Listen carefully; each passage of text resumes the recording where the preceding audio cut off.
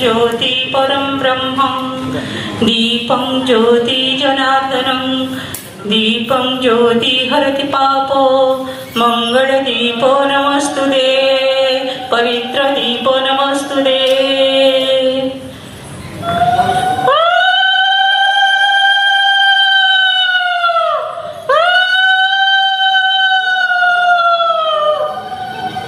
जय जगन्नाथ।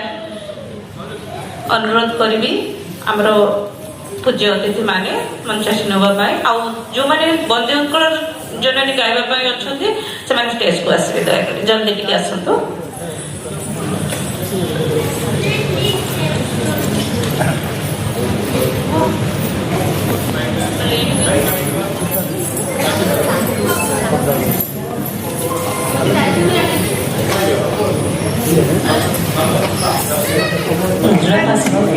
उत्कल जननी वंदे उत्कल जननी वंदे उत्कल जननी चारुहासमय चारुहासमय चारुहासमय चारुहासमय जननी जननी जननी जननी उत्कल जननी वंदे उत्कल जननी वंदे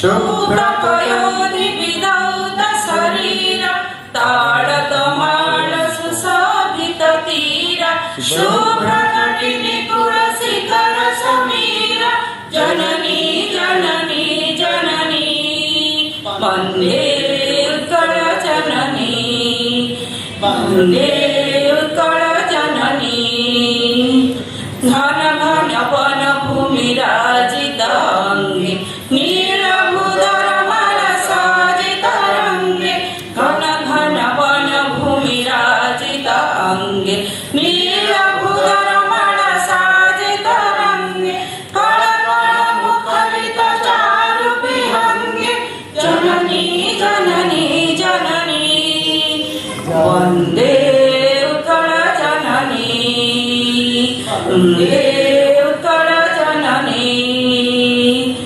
सुंदरशाली सुशोभित क्षेत्र ज्ञान विज्ञान प्रदर्शित नेत्र सुंदरशाली सुशोभित क्षेत्र ज्ञान विज्ञान प्रदर्शित नेत्र जोगी ऋषि गण उठज पवित्र जननी जननी जननी वंदे उत्कल जननी वंदे उत्कल जननी वंदे उत्कल जननी। धन्यवाद। आम आशा आशा आलोक थिला सेतबेले एक्चुअली जेतबेले आरंभ होइतिला आशार आलोक आलोक वितरण करथिला आशा प्रथमे साप्ताहिक हिसाब से प्रकाश पाइथिला तापरे दैनिक हिसाब से प्रकाश पाइथिला। वर्तमान सांबादिक मान वरिष्ठ सांबादिक मान अच्छी से कहे पत्रिकाटी प्रकाशन आरंभ किभली बजेट टी प्रथम आरंभ बजेट प्रस्तुति चलता बजेट भल बजेट टी ना भल पत्रिकाटी एक निश्चित भाव समस्ते स्वीकार करेंगे किंतु आपण जानी आश्चर्य है जितेबाला शशि बाबू शशिरथ स्वर्गत शशिरथ जितेबाला पत्रिका आरंभ करते पाखे किसी पैसा नाला धनर अभाव प्रबल भाव था। मजा कथा टे कह कहू आरंभ संपर्क कहि जितेबाला दैनिक आशा प्रकाश पाइला विभिन्न वितरित है जितेबाला टंकाटे 5 टका से टंकाटे मूल्य बहुत थिला से मसीह कथा कहे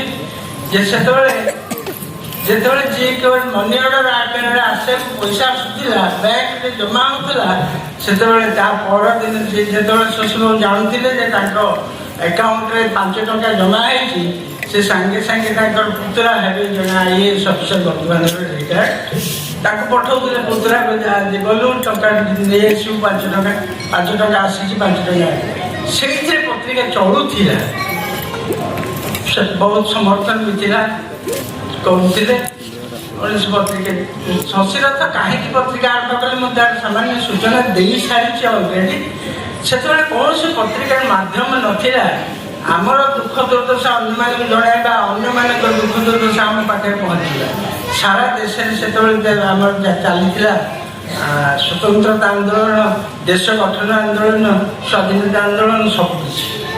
ଆପଣମାନେ ଜାଣିବେ ସ୍ୱାଧୀନତା ଆମର ସ୍ୱତନ୍ତ୍ରତା ଆନ୍ଦୋଳନ ଯେତେବେଳେ ଚାଲିଥିଲା, ଓଡ଼ିଶା ସ୍ୱତନ୍ତ୍ର ହେଇକି ନଥିଲା। ଆମ ଓଡ଼ିଶା 4 ଭାଗରେ ବିଭକ୍ତ ହେଇକି 5 ଭାଗରେ ବିଭକ୍ତ ହେଇକି 5ଟି ଦେଶ ସହିତ ସଂଯୁକ୍ତ ହେଇକି ରହିଥିଲା। ଗୋଟେ ମଧ୍ୟପ୍ରଦେଶ, ଗୋଟେ ବଙ୍ଗଳା, ଗୋଟେ ଏପଟେ ବିହାର, ଏପଟେ ଆନ୍ଧ୍ରପ୍ରଦେଶ। ଏଇଭଳି ଭାବରେ 4 ଥଣ୍ଟିଆ ହେଇକି ଶଶୀବାବୁ କହୁଥିଲେ 4 ଥେଣ୍ଟିଆ ହେଇକି ରହିଥିଲା ଆମ ଉତ୍କଳ ପ୍ରଦେଶ। ସେଥିପାଇଁ ପ୍ରଦେଶ ଗଠନ ଆନ୍ଦୋଳନଟା ପ୍ରାଥମିକତା ପାଇଥିଲା ଦୈନିକ ଆଶାରେ। ସେଇଥିପାଇଁ ସଂଗଠନ କିଭଳି ହବ, କିଭଳି ଭାବରେ ଲୋକେ ଜାଣିବେ ଏ ଅଞ୍ଚଳର ଦୁର୍ଦ୍ଦଶା, ଲୋକଙ୍କର ଦୁର୍ଦ୍ଦଶା ଅନ୍ୟ ଅଞ୍ଚଳର ଲୋକେ କେମିତି ଜାଣିବେ, ସେ କଥା ପାଇଁ ସେଇଥିପାଇଁ ଶଶୀରଥ ଯେତେବେଳେ ତାଙ୍କର ଦୋକାନଟିଏ ବ୍ୟକ୍ତିଗତ ଭାବରେ ଯେଉଁ ଗୋଟେ ଚମଡ଼ା ଦୋକାନ, ଜୋତା ଦୋକାନ କରିଥିଲେ ବମ୍ବେରେ, ସୁଦୂର ବମ୍ବେରେ, ରଥ ଆଣ୍ଡ କୋ, ତାର ନାଁ ଥିଲା ରଥ ଆଣ୍ଡ କୋ। ଏତେ ମାତ୍ରାରେ ସେ ମଧୁବାବୁଙ୍କ ଠାରୁ ଆଦର୍ଶରେ ଅନୁପ୍ରାଣିତ ହେଇକି ସେ ଜୋତା ଦୋକାନ କରିଥିଲେ। ଜୋତା ଦୋକାନରେ ଲାଭ ଯେତିକି ବିଶେଷ ଇଏ ନଥିଲା, ଆକାଂକ୍ଷା ନଥିଲା। ଆକାଂକ୍ଷା ଥିଲା ଶୁଦ୍ଧ ସୁନ୍ଦର ଏବଂ ନିର୍ମଳ ଭାବରେ ଜୋତା ଯାହା ବ୍ୟବସାୟ କରିବେ ସେଥିରେ ଅନ୍ୟମାନେ ଈର୍ଷାନ୍ୱିତ ହେଇକି ତାଙ୍କୁ ମାରିଦେବାର ବ୍ୟବସ୍ଥା ଯୋଜନା ବି କରିଥିଲେ। ସେ ଯାହା ସେଠୁ ତାଙ୍କର କୌଣସି ଗୋଟେ ଦେହ ଅସୁସ୍ଥ ହେଇପଡ଼ିଥିଲେ, ଗୁରୁତର ଭାବରେ ଅସୁସ୍ଥ ହେଇପଡ଼ିଥିଲେ। ଅସୁସ୍ଥ ହେବା ପରବର୍ତ୍ତୀ କାଳରେ ତାଙ୍କ ପରିବାରକୁ ଫେରି ଆସିଥିଲେ। ପରବର୍ତ୍ତୀ କାଳରେ ତାଙ୍କ ପରିବାର ଲୋକେ ଆଉ ଚାହିଁନଥିଲେ ସେ ଫେରନ୍ତୁ, ବମ୍ବେ ଫେରନ୍ତୁ। ତେଣୁ ତାଙ୍କୁ ଜବରଦସ୍ତ ରଖିଦେଇଥିଲେ। ତାପରେ ସେ ଯାହା ହବ ଏଇ ଯେଉଁ ସ୍ୱାଧୀନତା ଆନ୍ଦୋଳନ, ଦେଶୀୟ ଆନ୍ଦୋଳନ ସହିତ ବହୁତ ସମ୍ପୃକ୍ତ ହେଇପଡ଼ିଥିଲେ। ଆଉ ଦୈନିକ ଆଶାରେ ସେ ସେଗୁଡ଼ିକ ସବୁ ପ୍ରଚାର କରୁଥିଲେ। ସେ ଆପଣମାନେ ସମସ୍ତେ ଜାଣିଥିବେ, କାନ୍ଦୁଥିବା ଯାହା ମିଳିବ ବାନ୍ଧୁଥିବା, ଏଇ ଯେଉଁ ଉକ୍ତିଟି ତାଙ୍କରି ପାଖରୁ ଆରମ୍ଭ ହେଇଥିଲା। ସିଏ କରିଥିଲେ ତାଙ୍କରି ଯେତେବେଳେ 1936 ମସିହାର କଥା ମୁଁ କହୁଛି, ଯେତେବେଳେ ଓଡ଼ିଶା ଦେବେ ଏବଂ କିଛି ଅଞ୍ଚଳ ବାହାରେ ରହିଯାଇଛି, ସେ ଅଞ୍ଚଳ ସବୁକୁ ଏକାଠି ନ ହେଇ ମଧ୍ୟ ଓଡ଼ିଶାକୁ ସ୍ୱତନ୍ତ୍ର ଭାବରେ ସ୍ୱତନ୍ତ୍ରତା ଦେବା ପାଇଁ ଯେତେବେଳେ ସରକାର ପ୍ରସ୍ତାବ କରିଥିଲେ, ସେତେବେଳେ ଆମ ନେତୃବୃନ୍ଦରେ, ଓଡ଼ିଶାର ନେତୃବୃନ୍ଦଙ୍କ ମଧ୍ୟରେ ବିଭିନ୍ନ ବିଭେଦ ଦେଖାଯାଇଥିଲା। ଗଣତନ୍ତ୍ରର ଗତି କୁଆଡ଼େ ଏ ସମ୍ପର୍କରେ ଆଲୋଚନା ତର୍କ ଚାଲିଛି। ସେହି ସମୟରେ ଆମେ ଏଠି ଆଲୋଚନାକୁ ଆସିଛୁ। ଏଠି ଦିଲ୍ଲୀପ ବାବୁଙ୍କୁ ଶୁଣୁଥିଲେ, ସତ୍ୟବାବୁଙ୍କୁ ଶୁଣିଲେ। ଆପଣ ଜାଣନ୍ତୁ, ଇତିହାସରେ ଯେତେବେଳେ ଗଣତନ୍ତ୍ରର ମୂଳ ସ୍ଥାପନ ହେଲା, ଗଣତାନ୍ତ୍ରିକ ବ୍ୟବସ୍ଥା ଯେତେବେଳେ ଜନ୍ମ ନେଲା, ସେ ହେଉଛି ଗୋଟିଏ ରାଜ୍ୟ ଯେଉଁଟା ଗ୍ରୀକ୍, ଯାହାର ଦାର୍ଶନିକମାନେ ପ୍ଲାଟୋ ହୁଅନ୍ତୁ, ଆରିଷ୍ଟଟଲ ହୁଅନ୍ତୁ, ସେମାନଙ୍କ ବିଚାରରେ ଯେ ପ୍ରତ୍ୟେକ ମଣିଷ ହେଉଛି ଗୋଟେ ରାଜନୈତିକ ଚରିତ୍ର, ଗୋଟେ ଆନିମଲ୍। ହେଲେ ମଧ୍ୟ ସମସ୍ତେ ଆନିମଲ୍, ଆମେ ସବୁ ତା ଭିତରେ ଇଏ ହେଉଛି ଗୋଟେ ପଲିଟିକାଲ ଆନିମଲ୍, ଏକ ରାଜନୈତିକ ଜୀବଶକ୍ତି ଭିତରେ ଅଛି। ଏ ବିଚାର ଥୋଇକରି ସେମାନେ ଯେତେବେଳେ ଗଣତାନ୍ତ୍ରିକ ବ୍ୟବସ୍ଥାକୁ ସାମ୍ନାକୁ ଆଣିଲେ, 2ଟି ରାଷ୍ଟ୍ର ସେଠି ଥିଲା। ଆପଣ ଆଜି ଯେଉଁ ଆଲୋଚନା କରୁଛନ୍ତି, ସେ ଆଲୋଚନାର ମୂଳଭିତ୍ତି ହେଉଛି ସେ 2ଟି ରାଷ୍ଟ୍ର। ଗ୍ରୀକ୍ରେ ଯୋଡ଼ିଏ ରାଷ୍ଟ୍ର, ଗୋଟିଏ ହେଉଛି ଏଥେନ୍ସ ଆଉ ଗୋଟେ ହେଉଛି ସ୍ପାର୍ଟା। ସ୍ପାର୍ଟା ଆଉ ଏଥେନ୍ସ 2ଟି ରାଷ୍ଟ୍ର, 2 ପାଖରେ 2ଟି ପାଖାପାଖି ଥିଲେ। କିନ୍ତୁ 2ଟି ଜାଗାରେ ଏଇ ଗଣତାନ୍ତ୍ରିକ ବ୍ୟବସ୍ଥାର ଗୋଟେ ପରୀକ୍ଷା ହେଲା। ଏଥେନ୍ସରେ ସବୁ ଲୋକ ବସିକିରି ନିଷ୍ପତ୍ତି ଦେଲେ, କାର୍ଯ୍ୟ କରନ୍ତି ଏବଂ ଯାହା ନିଷ୍ପତ୍ତି ହେବ ରାଜ୍ୟର ନୀତି ନିର୍ଦ୍ଧାରଣ ହେବ, ତା ସବୁ ଲୋକ ବସିକିରି କରନ୍ତି। ତାଙ୍କ ଭିତରେ ଥାଆନ୍ତି, ଏଥେନ୍ସରେ ଯେଉଁଠି ସବୁ ଥାଆନ୍ତି, ଏକାଠି ବସିକି ନିଷ୍ପତ୍ତି କରନ୍ତି। କିନ୍ତୁ ସ୍ପାର୍ଟାରେ ଗୋଟେ ପ୍ରତିନିଧିମୂଳକ ବ୍ୟବସ୍ଥା ହେଲା ଯେ ନାଇଁ, ଜଣେ ଜଣେ ଜଣେ ଜଣେ ଜଣେ ଗୋଟେ ଗୋଟେ କମ୍ୟୁନିଟିରୁ ଆସିବେ, ଗୋଟେ ଗୋଷ୍ଠୀରୁ ଆସିବେ, ସେମାନେ ଏକାଠି ବସି ନିଷ୍ପତ୍ତି ନେବେ। ଦେଖାଗଲା ଯେ ଏଥେନ୍ସର ବାସ୍ତବରେ ଏଥେନ୍ସ କାର୍ଯ୍ୟଟାକୁ ପସନ୍ଦ ହେଲା, ପସନ୍ଦ ଯୋଗ୍ୟ ହେଲା, କାରଣ ସେଥିରେ ସବୁ ଲୋକଙ୍କର ମତ ଗୋଟେ ନେବାର ଥିଲା। କିନ୍ତୁ ନିଷ୍ପତ୍ତି ନେବା କିଏ ନେଉଥିଲା? ଏ ମତ ସବୁ ନେଲା ବେଳେ ପରେ ନିଷ୍ପତ୍ତି ହେଉଥିଲା ବହୁମତର।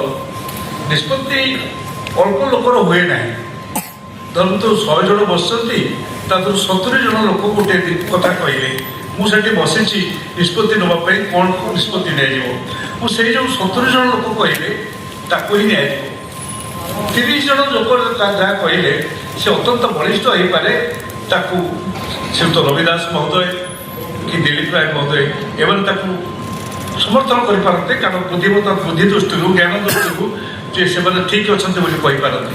କିନ୍ତୁ ଯେତେବେଳେ ଦେଖାଯିବ ଯେ 70 ଜଣଙ୍କର ମତ ଆସିଛି ଗୋଟେ ପକ୍ଷରେ, ତାକୁ ଆମେ ନେବା ପାଇଁ ବାଧ୍ୟ ହେଇଥାଉ। ଏଇ ସିଷ୍ଟମ୍ ଯେତେବେଳେ ସ୍ପାର୍ଟା ଆଉ ଏଥେନ୍ସରେ ଜନ୍ମ ଲାଭ କରିଥିଲା। ଆମ ଭାରତ ବର୍ଷରେ ଯେତେବେଳେ ସେତେବେଳକୁ ଆମେ ସବୁ ରାଜତନ୍ତ୍ର ଭିତରେ ଥିଲୁ, ପୁରାପୁରି ରାଜତନ୍ତ୍ର ଭିତରେ ଥିଲୁ। ଏବଂ ବହୁତ ଦିନ ଧରିକି ରାଜତନ୍ତ୍ର ପରେ ଔପନିବେଶିକ ଶାସନ ଇଂରେଜ ସରକାର ସମୟରେ 200 ବର୍ଷ ରହିବ। ସେ ଯେଉଁ ସମୟରେ ଆମର ଗଣତାନ୍ତ୍ରିକ ଚେତନା ସେପରି କିଛି ନଥିଲା, କେବଳ ଶାସନତନ୍ତ୍ରର ଚେତନା ଉପରେ ଆମେ ଥିଲୁ। ପରବର୍ତ୍ତୀ କାଳରେ ଯେତେବେଳେ ଗଣତାନ୍ତ୍ରିକ ଚେତନା ଆଣିବା ପାଇଁ ଗୋଟିଏ ନିର୍ଦ୍ଦିଷ୍ଟ ରାଜନୈତିକ ଦଳର ଅଭ୍ୟୁଦୟ ହେଲା, କଂଗ୍ରେସ ପାର୍ଟି, ଦାଦାଭାଇ ନାଦୋଜୀ ଯେତେବେଳେ ତାର ସୂତ୍ରପାତ କଲେ, ଆରମ୍ଭ କଲେ, ତାହା ଏକ ଅର୍ଥନୈତିକ ବ୍ୟବସ୍ଥା ଉପରେ ଆଧାରିତ ହେଇକି ସାମ୍ନାକୁ ଆସିଲା। କିନ୍ତୁ ଆମ ଓଡ଼ିଶାରେ ଗୋଟିଏ ବିଚାର ଆସିଲା ଯେ ଆମେ କୋଉଠି ସ୍ଥାନିତ ହବୁ, ଆମେ କିପରି ଭାବରେ ରହିବୁ। ମାନନୀୟ ସତ୍ୟନାରାୟଣ ବାବୁ ଏଠି କହୁଥିଲେ ଯେ ଆଶା ପତ୍ରିକା କେମିତି ଜନ୍ମ ହେଲା ଏବଂ ଉତ୍କଳ ସମ୍ମିଳନୀର କଥା, ଓଡିନାରୀ କମିଟି କଥା ଏସବୁ କହୁଥିଲେ। ଯେତେବେଳେ ଆମର ସ୍ୱତନ୍ତ୍ର ସତ୍ତା ଆମେ କୋଉଠି କାହା ଭିତର ଦେଇକିରି ଆମର ମତ ପ୍ରକାଶ କରିବୁ, ସେ କଥା ଉତ୍କଳ ଆସିଲା ବେଳେ ଗୋଟେ ସମ୍ମିଳନୀ ତିଆରି ହେଲା, ଉତ୍କଳ ସମ୍ମିଳନୀ। ଏବଂ ସେଇ ଯେଉଁ ଉତ୍କଳ ସମ୍ମିଳନୀ ଆମ ଓଡ଼ିଶାରେ ତିଆରି ହେଲା, ଏସବୁ ପରୀକ୍ଷା ନିରୀକ୍ଷାର କଥା। ଏବଂ ପରୀକ୍ଷା ନିରୀକ୍ଷା ନେଇ ଚାଲିଲା ପାଇଁକି ସେମାନେ ତାଙ୍କର ପ୍ରଥମ ଯୁକ୍ତି ହେଲା, ଆମର ନିଜର ସତ୍ତା ନାହିଁ, ଆମେ କାହା ପାଖରେ, ସେ ମାଡ୍ରାସ ପାଖରେ ରହିବୁ ନା ବମ୍ବେରେ ରହିବୁ ନା ବିହାରରେ ପଶ୍ଚିମବଙ୍ଗ ଭିତରେ ରହିବୁ। ତେଣୁ ଆମକୁ ଗୋଟେ ସ୍ୱତନ୍ତ୍ର, ସବୁବେଳେ ମଣିଷ ଚେଷ୍ଟା କରିଛି ତାର ସ୍ୱତନ୍ତ୍ର ସତ୍ତା ବା ସ୍ୱତନ୍ତ୍ର ବିଚାରକୁ ଉପସ୍ଥାପନ କରିବା ପାଇଁ। ତା ସ୍ୱତନ୍ତ୍ର ବିଚାରରେ କିଛି ନୂତନତ୍ୱ ଥାଇପାରେ, ତଫାତ୍ ଥାଇପାରେ, କିନ୍ତୁ ସେ ତାକୁ ଉପସ୍ଥାପନ କରିବ। ସେଇ ଦୃଷ୍ଟିରୁ ଓଡ଼ିଶାରେ ହେଲା ପରେ ମୁଁ କାହିଁକି ଆଶା ସହିତ ଆପଣ ଟିକେ ସମ୍ପର୍କିତ କରିଦେଉଛି, କାରଣ ଟପିକ୍ଟି ସୁନ୍ଦର ଏବଂ ଆଶାର ମଧ୍ୟ ସମ୍ପର୍କ ଆଗରେ ଅଛି। ଆପଣ ସମସ୍ତେ ଜାଣିଥାନ୍ତି ଯେତେବେଳେ ଆଶଙ୍କା ଦେଖାଦେଲା ଓଡ଼ିଶାରେ, ନା ଆଉ ବୋଧେ ଉତ୍କଳ ହେବ ନାହିଁ, ରହିବ ନାହିଁ, ବା ଯେ ଆଉ ବୋଧେ ଉତ୍କଳୀୟମାନଙ୍କର ଯେଉଁ ଇଚ୍ଛା ତାଙ୍କର ସ୍ୱତନ୍ତ୍ର ସତ୍ତା ବା ସ୍ୱତନ୍ତ୍ର ବିଚାର ସ୍ଥାପନ କରିବା ପାଇଁ ତା ଆଉ ରହିବ ନାହିଁ। ସେ ଆଶଙ୍କା ଭିତରେ କେତେବେଳେ ଚାଲିଲା ନା 1921 ମସିହାରେ ଯେତେବେଳେ ଉତ୍କଳ ସମ୍ମିଳନୀର କିଛି ପ୍ରମୁଖ ନେତା ମିଶିଗଲେ ଜାତୀୟ ମହାସତ୍ତରେ, ଯାଇଥିଲେ ଜାତୀୟ ମହାସତ୍ରରେ ମିଶିଲେ ଏବଂ ଆପଣଙ୍କର ଆଜିର ଝାଡ଼ଖଣ୍ଡ ଏ ରାଜ୍ୟର ସେ ଜାଗାରେ ବସିକି ନିଷ୍ପତ୍ତି ନେଇଗଲେ ଯେ ଆମେ ଆମ ଉତ୍କଳ ସମ୍ମିଳନୀକୁ ଆ ଭିତରେ ଏକାଠି କରିଦେଲୁ, କଂଗ୍ରେସ ସାଙ୍ଗରେ ଏକାଠି କରିଦେଲୁ, କାରଣ ଆମର ଜାତୀୟ ସ୍ୱତ୍ୱରେ ରହିବାର ଅଛି। ଆଶଙ୍କା ଦେଖାଦେଲା, ସେଇମାନଙ୍କ ମନରେ ବେଶୀ ଆଶଙ୍କା ଦେଖାଦେଲେ, ଶଯ୍ୟଶାୟୀ ହେଇଗଲେ। ଯେ ଉତ୍କଳ ସମ୍ମିଳନୀର ସଂସ୍ଥା ବା ଜାଗକୁ ନେଉଥିଲେ ସେ ରୋଗାକ୍ରାନ୍ତ ହେଲେ, ଶଯ୍ୟାଶାୟୀ ହେଇଗଲେ। ଏଇ ବିଚାରକୁ, ଏଇ ଚିନ୍ତାକୁ ନେଇକରି ମନ ଭିତରେ ମଧୁସୂଦନ ଦାସ, କିନ୍ତୁ ତାଙ୍କ ଭିତରେ ସେ ଆଶଙ୍କା ଅଳ୍ପ ଦିନ ଭିତରେ ଦୂରୀଭୂତ ହେଲା। ଆଶା ଉଠିଲା, ଆଶା ଜାଗରଣ ହେଲା। ସେ ଆଶା ଜାଗରଣ କୋଉଠୁ ହେଲା? ଦକ୍ଷିଣ ଓଡ଼ିଶାରୁ ଆରମ୍ଭ ହେଲା। ସେ ଆଶା ପତ୍ରିକାର ଯେ ସେ ସଂସ୍ଥା, ଯେ ଯାହା କଥା କହୁଥିଲେ, ଶଶିଭୂଷଣ ରଥ, ମାନ୍ୟବର ଶଶିଭୂଷଣ ରଥ ଚିତ୍କାର କରି କହିଲେ, ଗୋଟେ କାଗଜ କହିଲା, ଆଶା ଅଛି, ଜମା ବ୍ୟସ୍ତ ହୁଅନି। ଏଇ ଗୋଟିଏ ମତ ଆଶା ଆଗରୁ ଥିଲା, ଆଗରୁ ଆଶା ବୋଧେ ଇଏ ସାପ୍ତାହିକ ଭାବରେ ଥିଲା, 21 ମସିହାକୁ ଥିଲା, କିନ୍ତୁ ଆସିଲା ଦୈନିକ ଆଶା ଭାବରେ 27 ମସିହାରେ ରେଜିଷ୍ଟର, 28 ମସିହାକୁ ସାମ୍ନାକୁ ଆସିଲା। ତେଣୁ ଏଠି ମଧ୍ୟ ଯେଉଁମାନେ ଆଶଙ୍କା ଭିତରେ ଥିଲେ ସେ ଜାଣିଲେ ଯେ ଏଇ ମାନେ ହବ, ଆମେ ଆଶା କରିବା। ତେଣୁ ସାଇମନ କମିଶନ ଯାଇଛି ଭାଇ, ସାଇମନ କମିଶନକୁ ଆମେ ଫେରେଇ ଦେଇଛୁ, ଚାଲି ଯାଇଛି ସେ, ଏଠୁ ତାଙ୍କର ତଥ୍ୟ ଦେଇକିରି ଓଡ଼ିଶା ସମ୍ପର୍କରେ ମତ ବି ଦେଇଛି ସେଠି। କିନ୍ତୁ ଆଉ ଗୋଟିଏ କମିଶନ ଆସି ସେ ଅଞ୍ଚଳ ଦେଖୁଛି, ଭାଷାଭାଷୀ ଅଞ୍ଚଳ, କେଉଁ ଅଞ୍ଚଳକୁ ନେଇ ସେ ଓଡୋନେଲ କମିଟି, ଯେତେବେଳେ ସେଇ କମିଟି ଆସିଛି ଏ ଆଶଙ୍କା ଦେଖାଦେଇଛି। ଏ ଆଶଙ୍କା ଦେଖାଦେଲା ବେଳକୁ ଫାଷ୍ଟ ଗୋଲ୍ ଟେବୁଲ ଏବଂ ଦ୍ୱିତୀୟ ଗୋଲ୍ ଟେବୁଲ ବୈଠକ ରେଗୁଲେଟର ବସିବା ଉପରେ ଆଲୋଚନା ହେବ। ଆଶା ହେଉଛି ପ୍ରମୁଖ ଭୂମିକା ନେଇଥିଲା। ଆଶା ସମସ୍ତଙ୍କୁ ଏକଜୁଟ କରିବା ପାଇଁକି ଉତ୍କଳ ସମ୍ମିଳନ ପୁଣି ଅବୈଧ ହେଲା ଏବଂ ବ୍ରହ୍ମପୁରରେ ଆପଣଙ୍କର ଖଲିକୋଟରେ ତାର ଡାକରା ହେଲା, ତାର ମିଶ୍ରଣ ହେଲା। ବୈଠକ